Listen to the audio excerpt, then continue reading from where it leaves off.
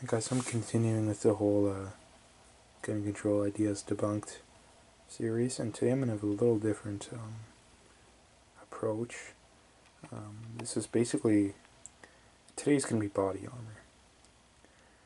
And this may come as a surprise to a lot of people that don't know the rules on body armor in Canada, but body armor in Canada is actually fairly loosely regulated. It does vary province to province. I believe Alberta and BC, you need a PAL or a permit. But a PAL is just easier to have body armor as a civilian. And I believe there's some states or provinces that actually have no restrictions on them. I'm pretty sure Ontario is one of those. So keep in mind over this video that the state or the province with the highest population, like the most big cities, I'm 95% sure they have no regulations on it. If not, I know there's at least 2 or 3 provinces that have no regulations on it. I'm not sure if there's any that have outright bans on it, but in like Alberta and BC, and something like 250,000 people with their PALs, so it's not as if there's nobody that could have these. But anyways, now that you know that the regulations on body armor is actually fairly loose, if you talk to the average person, there's probably a lot of people watching this that don't know the rules. Most people, I'd say probably like 90-95% of Canadians are surprised that the rules are so loose. I'd say probably 95% of people would, if you just went up and asked them, would tell you that it's banned. And what I'm trying to make with this video is that it's another great example of, by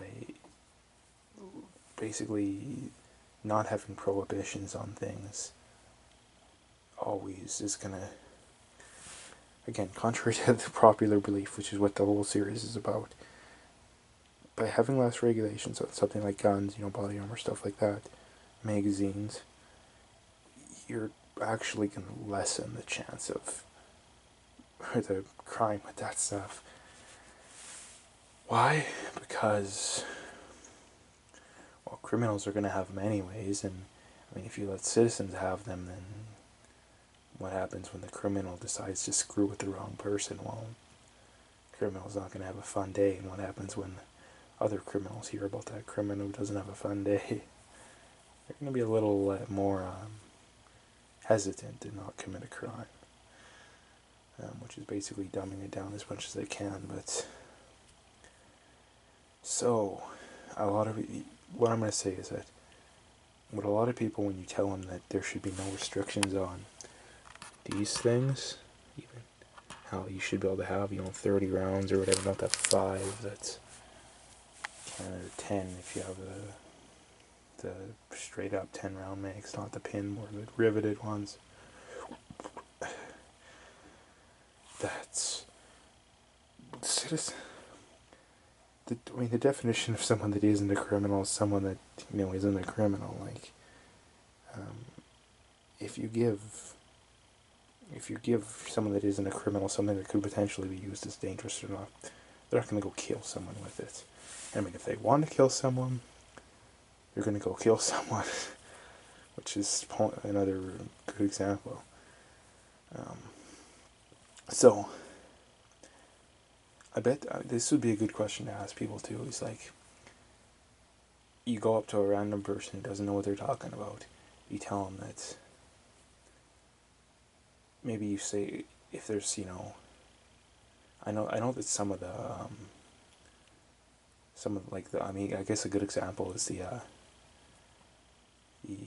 those guys that robbed those banks in LA. It was like 20 years ago or something, and they had full body armor on.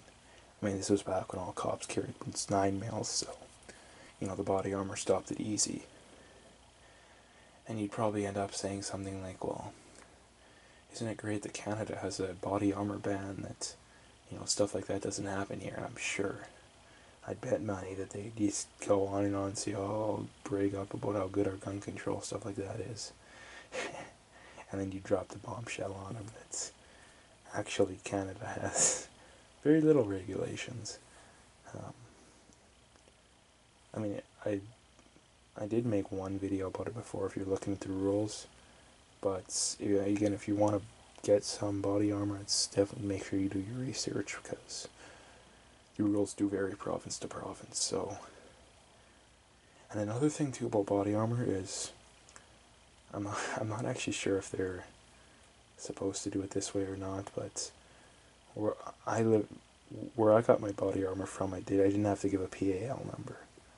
And I live in a province where you need a PAL, so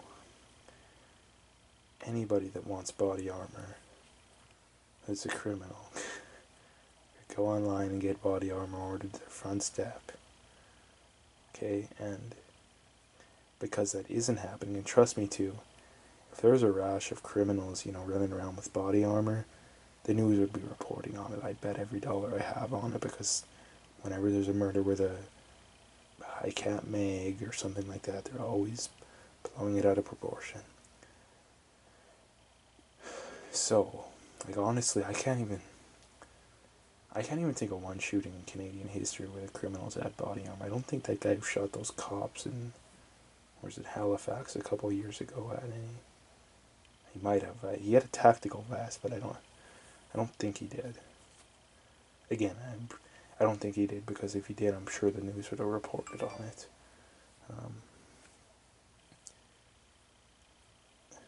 What else? To go over it again, it's a great example of how, like I said, most people would think that it's restricted or restrictive and tell you, oh yeah, our rules are working so good, and then you tell them, well, actually, body armor isn't really restricted in Canada. And again, I know I've said this in one video, but I'll say it again, I definitely do not want, in any way, shape, or form, any illegal activity done, or stuff like that. Don't take any of this the wrong way. Please follow laws, but what I'm trying to point out is how stupid our laws are. Okay, they're not effective.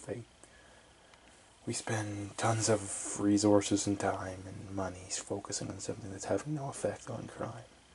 I mean, if we spent half the time and money focusing on keeping people from being fat, and, far more people die of obesity every year. Far more people die of cancer.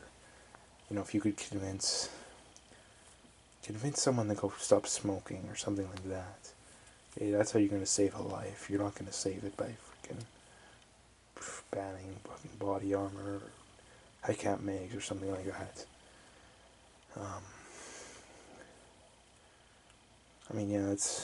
I've already went over it. This is such good proof that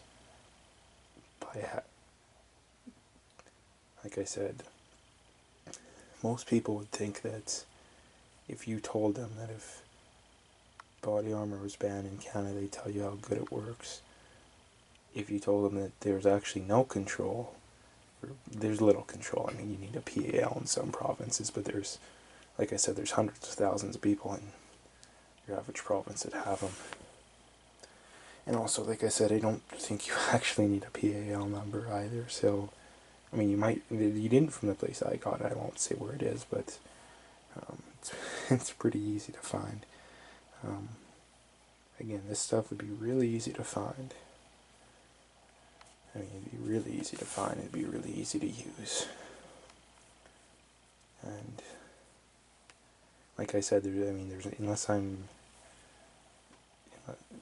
been no rash of criminals using body armor, so, pretty safe to say, I think we could draw the conclusion that having some laws on it or something like that would have no effect.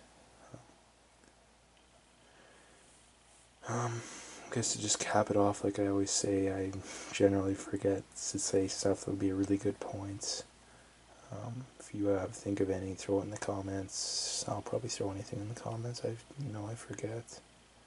Anyways,